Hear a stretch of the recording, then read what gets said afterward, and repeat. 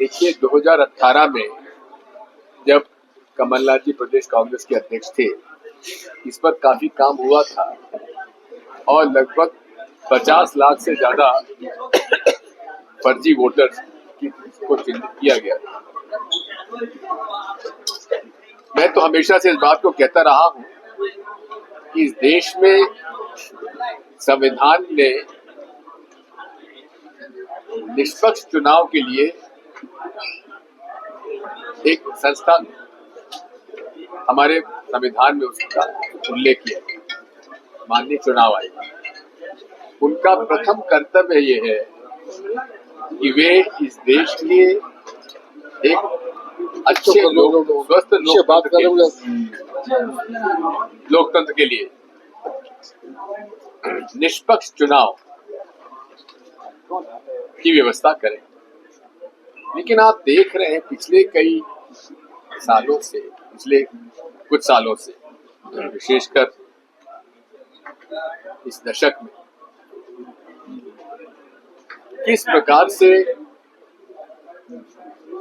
चुनाव आयोग एक पक्षी कार्रवाई कर रहा है। अगर चुनाव के समय कोई धर्म के आधार पर कोई भाषण देता है, दूसरी पार्टी का कोई देगा तो उसको नोटिस मिलेगा, लेकिन नरेंद्र मोदी जी अगर भाषण देंगे तो उनको नोटिस नहीं मिलेगा। राहुल गांधी जी ने एक ऐसे तथ्यों को सामने रखा है, अकाट्य है। एक व्यक्ति का नाम अनेक स्थानों पर है, अनेक पोलिंग बूथ पर है, अन्य प्रदेशों में है। आखिर ये क्या हो रहा है? इसलिए मैं तो बधाई देता हूं हमारे बेंगलोर सेंट्रल लोकसभा के महादेवपुरा का असेंबली सेगमेंट में जो इन्होंने रिसर्च किया है, उनको 6 महीने लगे। क्यों? क्योंकि जो मांग हमारे राहुल गांधी जी कर रहे हैं कि हमें इलेक्ट्रॉनिक डाटा वोटर लिस्ट का दीजिए, ताकि हम उसको सॉफ्टवेयर में डाल के स्कैन करके हम पता लगा सकें कि एक एपिक नंबर पर कितने जगह पर वोट डला हुआ है, एक व्यक्ति का कितने जगह नाम डला हुआ है। अब बिहार में जो स्पेशल इंटेंसिव जो SIR हो रही है, वो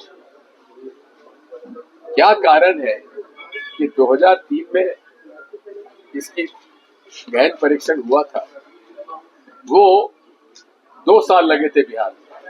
इस बार 1 महीने में करना चाहते हैं। आप कुछ मत करिए, अजीत अंजुम जी के आप अकाउंट पे जाके देख लीजिए कितने प्रमाण हैं। एक कमरे में सारे BLO फर्जी कर फॉर्म भर रहे हैं। और आज हालत ये हो गई है कि इलेक्शन कमीशन ने कह दिया कि इतने लोग मर गए। अरे कौन मर गए उसकी सूची तो दे दो, वो नहीं देंगे। तो ये सारी बातें हैं जिसकी वजह से राहुल गांधी जी के साथ पूरे इंडिया अलायंस पार्टनर्स इकट्ठे हैं और कल